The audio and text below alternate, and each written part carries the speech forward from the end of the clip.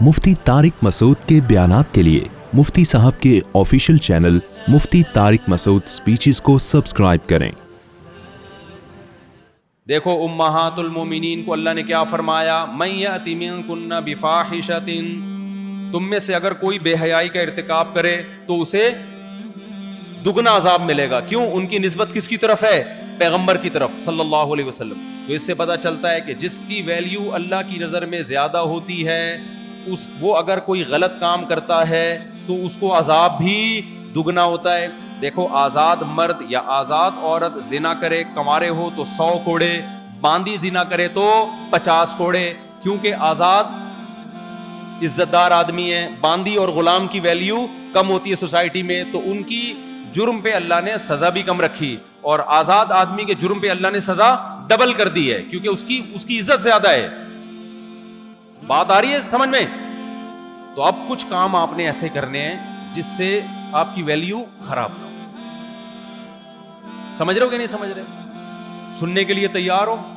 دل میں ابھی سے عزم کرتے ہو کہ پوری زندگی ان ہدایات پر ہم عمل کریں گے اور اپنے آپ کو سوسائٹی میں 2 ٹکے کا نہیں بنائیں گے۔ ویسے تو اب ٹکے کی قیمت پاکستانی کرنسی سے زیادہ ہو گئی ہے، بنگلہ دیش کی کرنسی ٹکا ہے، پہلے کوئی ویلیو نہیں تھی، کہتے 2 ٹکے کا آدمی نہیں ہے، اب تو کسی کو بول دو 2 ٹکے کا ہے وہ تو خوش ہو جائے گا، یار میرے 2 ٹکے، ٹکا اتنی اوپر جا رہا ہے نا ابھی، لیکن اب ہماری زبان پہ وہ ٹکا ہی چڑھا ہوا ہے تو کیا کریں۔ تو اب کون سے اپنے اندر آپ نے اوصاف پیدا کرنے ہیں، اس کے لیے میں ایک حدیث آپ کے سامنے پیش کرتا ہوں جس سے آپ کو سمجھ میں آئے گا کہ انسان کی ویلیو سوسائٹی میں کن چیزوں سے بڑھتی ہے۔ دیکھو ہمارے نبی صلی اللہ علیہ وسلم نے جب عرب میں مشرکین عرب کو جمع کیا اور پہلی مرتبہ نبوت کا اعلان کیا، تو آپ کو پتا ہے نبی کو سب سے پہلے سوسائٹی میں اپنا اچھا انسان ہونا ثابت کرنا ہوتا ہے، اس کے بعد نبی ہونا ثابت کرنا ہوتا ہے۔ اگر سوسائٹی میں یہ ثابت ہو جائے کہ یہ بندہ اچھا انسان ہی نہیں ہے تو آگے اس کی نبوت کے دعوے کو لوگ مانیں گے؟ مرزا غلام احمد قادیانی کے بارے میں قادیانی کبھی اس کی نبوت، اس کی ذات پہ بات کرنے کے لیے آمادہ نہیں ہوتے۔ ختم نبوت والے کہتے ہیں نا قادیانیوں سے، بھائی مرزا غلام احمد کی ذات پہ بات کرو نا، ذات پہ آ جاؤ۔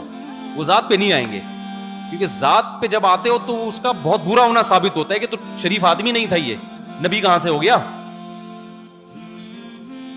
قادیانی زہر کا پیالہ پی لے گا، مرزا غلام احمد کی ذات پہ بحث کرنے کے لیے تیار نہیں ہوگا۔ تو جو بھی مدعی نبوت ہوتا ہے سب سے پہلے وہ اپنی ذات عوام کے سامنے پیش کرتا ہے کہ بتاؤ میری ذات پہ تم کوئی انگلی اٹھا سکتے ہو؟ تو پیغمبر کو اللہ ان عیبوں سے بچاتے ہیں جس کی وجہ سے سوسائٹی میں لوگوں پر انگلیاں اٹھتی ہیں، اور لوگوں سے مراد غیر مسلم۔ سمجھ میں آ رہی بات؟ تو پیغمبر کی زندگی نبوت سے پہلے ایسے گزری ہوتی ہے کہ کوئی غیر مسلم بھی ان کے کردار پہ انگلی نہیں اٹھا سکتا، کوئی غیر مسلم انگلی نہیں اٹھا سکتا۔ غیر مسلم عبادت تھوڑی دیکھے گا آپ کی کہ حج کتنے کی ہیں، داڑھی ہے یا نہیں ہے، یا نماز پڑھتا ہے کہ نہیں پڑھتا، یا بے دین لوگ ان چیزوں میں دلچسپی تھوڑی رکھتے ہیں۔ پہلے آپ کو اپنا اچھا ہونا ثابت کرنا ہے۔ جب آپ نے اپنا اچھا ہونا ثابت کر دیا اس معیار کے مطابق جس کو لوگ اچھا سمجھتے ہیں، ایک معیار شریعت کا ہے، ایک معیار پبلک کا ہے، تو پہلے پبلک کے معیار پہ آنا پڑے گا، پھر اس سے اوپر کا معیار ہے اللہ کا معیار۔ ابے کیا ہو گیا، کیوں سمجھ میں نہیں آ رہی؟ ایک معیار وہ ہے جو پوری دنیا میں اچھائی کا معیار ہے، جس کو شریعت بھی مانتی ہے دنیا بھی مانتی ہے، پھر اس سے اوپر کا ایک معیار ہے جس کو شریعت مانتی ہے دنیا نہیں مانتی۔ تو پہلے آپ کو لوگوں کے معیار پہ اونچا ہونا پڑے گا، پھر سوسائٹی آپ کو قبول کرے گی، بولے گی یہ اچھا آدمی ہے، پھر جو آپ بات کرو گے سوسائٹی میں وہ بات سنی جائے گی۔ تو ہمارے نبی نے جب دعوت کا آغاز کیا تو ڈائریکٹ یہ نہیں کہہ دیا کہ میں پیغمبر ہوں اور ایک خدا کو مانو، 5 ٹائم نمازیں پڑھو، نہ بھائی، یہ بات لوگ جب مانیں گے جب لوگ پیغمبر کو نبی مانیں گے، اور نبی ماننے سے پہلے پیغمبر کو اچھا انسان مانیں گے، اس کے بعد اگلی باتیں سنیں گے۔ اس لیے پیغمبر صلی اللہ علیہ وسلم نے جب تمام مشرکین کو مکہ میں جمع کیا تو آپ صلی اللہ علیہ وسلم نے لوگوں سے پوچھا کہ بتاؤ تم نے مجھے 40 سال کیسا پایا؟ لوگوں نے جواب دیا کہ آپ صادق بھی ہیں اور امین بھی ہیں. تو پتا چلا کہ پوری دنیا میں اچھائی کا ایک بنیادی معیار ہے صداقت اور امانت. جس میں صداقت ہو اور امانت ہو وہ بندہ کیریکٹر کے لحاظ سے اچھا کہلاتا ہے. جس میں صداقت اور امانت نہیں ہے کیریکٹر کے لحاظ سے دنیا میں وہ اچھا نہیں کہلاتا. چاہے نماز پڑھتا ہو تہجد پڑھتا ہو چاہے توحید پرست ہو, میں دنیا کی بات کر رہا ہوں. تو آپ اگر اپنی ویلیو سوسائٹی میں بڑھانا چاہتے ہو تو صداقت اور امانت پیدا کر لو, گھٹانا چاہتے ہو تو صداقت اور امانت کو اپنے آپ سے ختم کر دو. نہیں آئی کھوپڑی میں بات. اب سوال پیدا ہوتا ہے جی صداقت کسے کہتے ہیں اور امانت کسے کہتے ہیں؟ صداقت صداقت علی خان کو بولتے ہیں, امانت امانت علی خان کو بولتے ہیں. بھائی کوئی صداقت بھائی بیٹھے ہوئے ہیں یہاں پہ؟ نہیں بیٹھا ہوا کوئی, نام ہی رکھنا چھوڑ دیا. تو صداقت اور کیا پیدا کر لو؟ امانت. یہ پوری دنیا میں آج بھی غیر مسلم آپ کو اچھا جب مانے گا جب آپ میں صداقت ہوگی اور امانت. بے دین لوگ جو اسلام کو نہیں پسند کرتے وہ بھی آپ کو اچھا انسان اس وقت مانیں گے جب آپ میں صداقت ہوگی پھر آپ میں امانت. یہ دو چیزوں میں سے ایک چیز بھی آپ میں سے شارٹ ہوئی, لوگ کہتے ہیں بھائی تو نماز پڑھتا ہے, تو حج کرتا ہے 2 نمبر. اور واقعی 2 نمبر ہے یہ واقعی 2 نمبر آدمی. اسلام نے سب سے زیادہ زور جو لگایا ہے نا اہل جنت کی صفات میں, نماز بھی ہے اس میں, زکات بھی ہے, لیکن صداقت اور امانت پہ بھی بہت زور لگایا ہے. صداقت کسے کہتے ہیں, امانت کسے کہتے ہیں, پھر آپ کو پتا چلے گا قرآن میں کتنا زور صداقت اور امانت پر ہے. دیکھو صدق کہتے ہیں سچائی کو, اور امانت کسے کہتے ہیں؟ اعتماد. لوگوں کو آپ پر کیا ہونا چاہیے؟ اعتماد. کہ کسی بھی درجے میں کسی کا حق نہیں مارتا یہ آدمی. کروڑوں روپے لوگ آپ کے پاس رکھ کے چلے جائیں, ان کو پتا ہے کہ یہ اس کے لیے پتھر ہے, یہ اس کے ہیں ہی نہیں. جو ذمہ داری آپ کی ہے آپ اس ذمہ داری کو امانت سمجھ کے پورا کرو. وہ ذمہ داری جس کا آپ معاوضہ لے رہے ہو یہ خیانت ہے. صداقت ضد ہے نفاق کی. تعرف الاشیاء باضدادها, سنا ہے نا یہ مقولہ؟ کسی بھی چیز کو سمجھنا ہو تو اس کی الٹ سے سمجھا جاتا ہے. رات کو سمجھنا ہو تو دن سے سمجھ میں آئے گا. جو دن نہیں ہے وہ کیا ہے؟ رات ہے. جو رات نہیں ہے وہ کیا ہے؟ دن ہے. بس صورت کو سمجھنا ہو تو خوبصورت دکھا دو کہ بھئی جو یہ نہیں ہے وہ کیا ہے؟ بس صورت. اور خوبصورت کو سمجھنا ہو بس صورت کو دکھا دو. سمجھ رہے ہو؟ ہر چیز کو کس سے پہچانا جاتا ہے؟ اس کی اپوزٹ سے. منافقت یہ صداقت کی ضد ہے. منافقت کسے کہتے ہیں؟ قول فعل میں تضاد. پھینکو قول فعل میں کیا ہو پتہ ہی نہیں چلتا. یہ کم بخت جو بول رہا ہے یہ دل میں بھی ہے یا اوپر اوپر سے ہمیں بیوقوف بنانے کے لیے ٹوپی کرا رہا ہے. یہ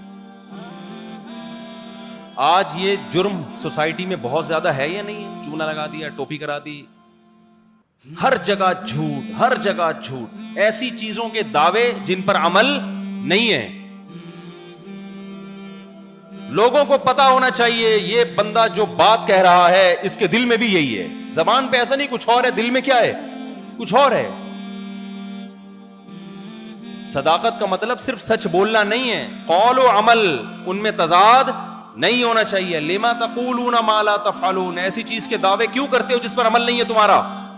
وَيُحِبُّونَ أَن يُحْمَدُوا بِمَا لَمْ يَفْعَلُوا, یہود و نصارہ کی علماء میں یہ برائی تھی کہ جو کام کرتے نہیں تھے چاہتے تھے اس کی نسبت ہماری طرف ہو, ہم کیش کرائیں اس کو کہ میں نے کیا یہ کام. آج کتنی کتابیں ہیں, کوئی لکھتا ہے دوسرے مولوی اپنے نام سے چھاپ دیتا ہے اس کو. بہت دیکھ رہا ہوں میں نے جب 4 شادیوں والی کتاب لکھی نا تو 2 کتابیں اس جیسی اور آ گئی مارکیٹ میں. میں حیران, یار میں نے تو اتنی محنت کر کے کتاب لکھی, پوری رات بیٹھا رہتا تھا میں, تو یہ ماشاءاللہ بڑی استعداد والے لوگ ہیں, انہوں نے اس سے بڑی کتاب چھاپ دی. واہ بھائی واہ. پتا چلا وہ ساری میری کتاب سے چوری کی ہوئی تھی, اور جنہوں نے کیا وہ دونوں مولوی. حتیٰ کہ اگر میں نے کسی کتاب کا حوالہ دیا, حوالہ غلط ڈال دیا تو انہوں نے بھی غلطی ڈال دیا. کسی کتاب کا کتابت کی غلطی سے نام غلط لکھا تو انہوں نے بھی نام غلط. اتنی بھی استعداد ان میں نہیں تھی کہ اصل کتاب ہی دیکھ لیتے جا کے. یہ خیانت ہے یا نہیں ہے؟ یہ 2 نمبریاں ہماری سوسائٹی میں ہیں یا نہیں ہے؟ ہم جب استاذ محترم حضرت مفتی ابو لبابہ صاحب کی خدمت میں تخصص کر رہے تھے نا افتاء کا کام، تو استاد جی نے ہمیں ایک بات بتائی کہ اگر آپ نے کسی عبارت یا کسی حدیث کو خود اصل کتاب میں دیکھا ہے، خود دیکھا ہے، تو آپ لکھو کہ یہ بخاری کی حدیث ہے اور حدیث نمبر فلاں ہے، آپ نے خود دیکھی ہے. لیکن اگر آپ نے بخاری خود نہیں دیکھی، مسلم خود نہیں دیکھی، آپ نے کسی اور کتاب میں دیکھی ہے کہ کسی اور کتاب میں حدیث تھی، انہوں نے بخاری کا ریفرنس دیا ہے، تو آپ ڈائریکٹ بخاری کا ریفرنس دو گے، یہ خیانت ہوگی. کیونکہ کسی اور کی محنت کو کیش کون کرا رہا ہے؟ آپ کرا رہے ہو. آپ بولو فلاں کتاب بحوالہ بخاری. نہیں آئی بات. آپ بولو کہ کتاب فلاں کی میں نے فلاں میں دیکھا ہے، اس نے بخاری کی اس حدیث کا حوالہ دیا ہے، کیونکہ آپ فلاں کتاب سے اٹھا رہے ہو نا. ابے تم لوگ کو سمجھ میں نہیں آ رہا تو کیا کرو گے تم آگے جا کے؟ یہ اتنی خیانتیں آج اہل علم میں ہو رہی ہیں جس کی انتہا نہیں ہے. کوئی تحقیق کسی اور کی ہوتی ہے، نام کس کا ڈال دیا جاتا ہے؟ اپنا. یہ صداقت ہے؟ اس کو صداقت کہیں گے؟ یہ جھوٹ ہے بھائی. جب انسان مصنوعی طریقے سے عزت حاصل کرنے کی کوشش کرتا ہے تو پھر ان دو نمبریوں پہ آتا ہے. دیکھو عزت اور دولت ایسی چیز ہے، بھیک میں اگر بھیک کی طرح اس کے حاصل کرو گے نا تو عزت اور دولت آگے آگے اور آپ پیچھے پیچھے، اور ان دونوں چیزوں کو لات مارو گے تو یہ دونوں آپ کے پیچھے. میں نہیں کہہ رہا کہ اپنے آپ کو ذلیل کراؤ، مگر جھوٹی عزت حاصل کرنے کی کبھی کوشش مت کرو. اور یہ سب چیزیں اللہ پہ توکل کے بغیر پیدا نہیں ہوتی. امانت، یہ جو ویل للمطففین والی آیت ہے، یہ امانت سے متعلق ہے. اذا اکتالوا علی الناس یستوفون، فرمایا جب اپنا حق لینے کا ٹائم آتا ہے پورا پورا لیتے ہیں، دینے کا ٹائم آتا ہے اس میں ڈنڈی مارتے ہیں. آپ لوگ مدرسے میں پڑھتے ہو، آپ کو یہاں مختلف قسم کی سہولتیں دی گئی ہیں، ان سہولتوں سے آپ فائدہ اٹھا رہے ہو. مدرسے کا مطالبہ ہے کہ آپ پابندی سے پڑھو. آپ روٹی کے ٹائم پہ آ جاتے ہو کہ جی آج کڑی پکی ہے، میں نے کھانی ہے، ٹھیک ہے نا، پنکھا بھی چلاتے ہو، بجلی سے فائدہ بھی اٹھاتے ہو. لیکن جو مدرسہ جب آپ سے مطالبہ کرتا ہے کہ پڑھو، اس میں آپ ڈنڈی مارتے ہو. یہ خیانت ہے کہ نہیں ہے؟ نہیں ہے بات. یہ بھی خیانت ہے میرے بھائی. یہ کیا ہے؟ خیانت. وقف کے اموال میں تو ایسی خیانت ہوتی ہے کہ آپ کی سوچ. ارسلان بھائی مجھے بتاتے رہتے ہیں، جن کے خلاف ہو نا آپ یوں کر رہے ہیں، وہ بتاتے رہتے ہیں کہ یار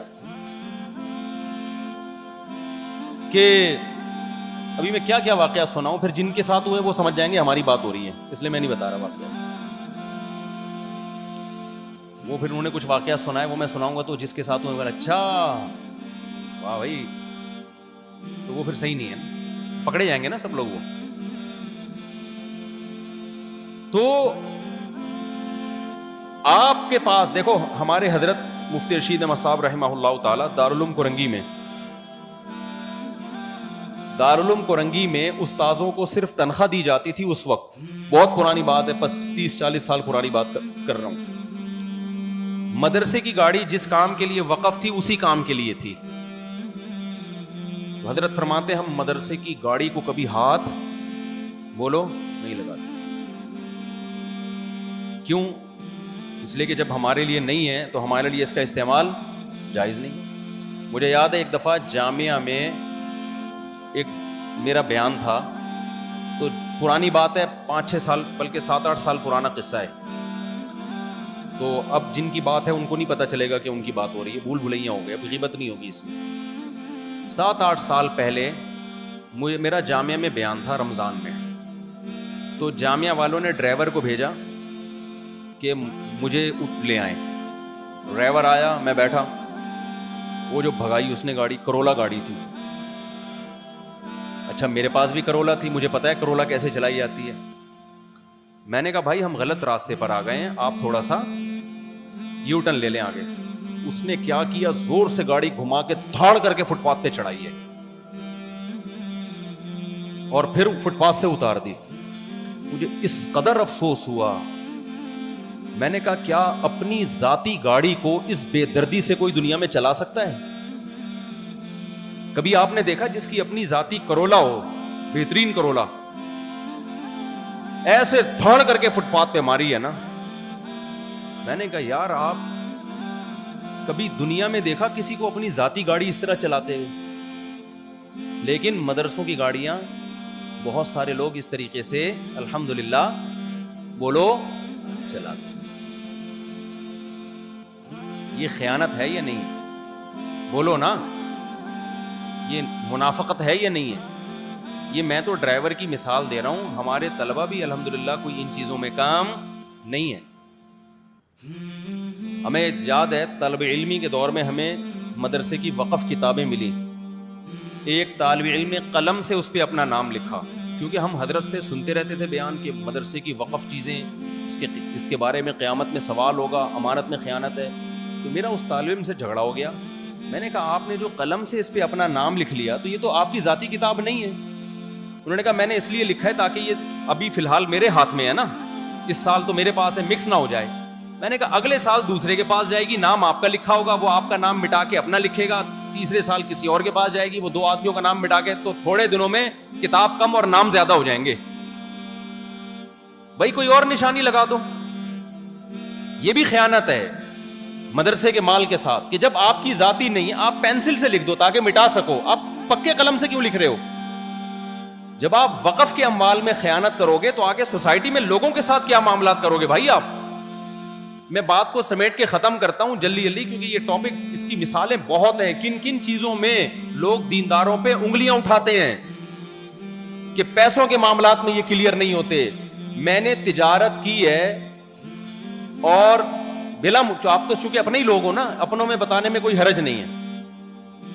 میں نے جو تجارت کی ہے تو مجھے داڑھی والے اور بغیر داڑھی والے دونوں کے فراڈی ہونے میں کوئی فرق نظر نہیں آیا.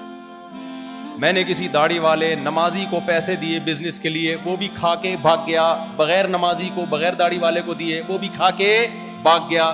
اس کی نماز جیسے بے نمازی ہونے نے اس کو کروڑ بنایا, تو اگلے کی نماز نے بھی اس کو کرپشن سے نہیں روکا, کیونکہ امانت اور صداقت کی ویلیو آج مسلمان کے دل میں رہی نہیں ہے. زبان دے کے پیچھے ہٹ جاتے ہیں. ایک آیت قرآن کی پڑھتا ہوں, کسی شخص کو پہچاننا ہو نا, پہچاننا, اس کے لیے بہترین آیت ہے یہ جو قرآن نے بیان کی ہے. وَمِنْ أَهْلِ الْكِتَابِ مَنْ إِنْ تَأْمَنْهُ بِدِينَارٍ لَا يُؤَدِّهِ إِلَيْكَ مَا دُمْتَ عَلَيْهِ قَائِمًا. وہ کیا ہے پوری آیت؟ لا يُؤَدِّي إِلَيْكَ إِلَّا مَا دُمْتَ عَلَيْهِ قَائِمًا وَمِنْهُمْ مَنْ إِنْ تَأْمَنْهُ بِقِنْطَارٍ يُؤَدِّهِ إِلَيْكَ. اللہ نے اہل کتاب کے 2 حصے کیے. اللہ کہتے ہیں اہل کتاب میں, یہود و نصارہ میں کچھ بڑے اچھے ہیں. ان اچھوں کے لیے اللہ نے پیسوں کے لین دین کو معیار بنایا ہے. اللہ کہتے ہیں کچھ اہل کتاب ایسے ہیں سونے کا پہاڑ بھی دے دو گے واپس لوٹا دیں گے, بالکل وقت پہ تمہارے گھر لے کے کھڑے ہوں گے. بھائی آپ سے اتنے دن کے لیے ادھار لیا تھا, یہ لو بھائی, سونے کا پہاڑ بھی 1 انچ 1 ذرہ اس میں سے نہیں لیں گے. لیکن فرمایا ان میں کچھ ایسے لچڑ ہیں کہ 1 دینار ان کو دے دیا, تم سر پہ جب تک مسلط ہو کے 24 گھنٹے کھڑے نہیں رہو گے, ان کی جیب سے وہ 1 روپیہ واپس نہیں نکلے گا. اب آپ اپنے آپ کو اس معیار میں دیکھ لو کہ آپ کیسے ہو. آپ ابھی تو آپ کے پاس ٹکا نہیں ہے نا, کل سوسائٹی میں نکلو گے لوگ لائیں گے یہ زکوٰۃ کا پیسہ, جی مولوی صاحب کسی بیوہ کو دے دینا, یہ جناب مدرسے میں چندہ دے دینا. ہو سکتا ہے آپ اپنا مدرسہ کھول کے بیٹھ جاؤ, اس کے بعد پتہ چلے گا آپ میں امانت کتنی ہے. جب پیسوں کے لین دین ہوں گے, تجارت ہوگی, خرید و فروخت کے معاملات ہوں گے, بڑی 2 نمبریاں ہیں بھائی, بہت 2 نمبریاں ہیں. آپ عزم کرو, ہم نے کسی کی جیب پہ کبھی نظر نہیں رکھنی.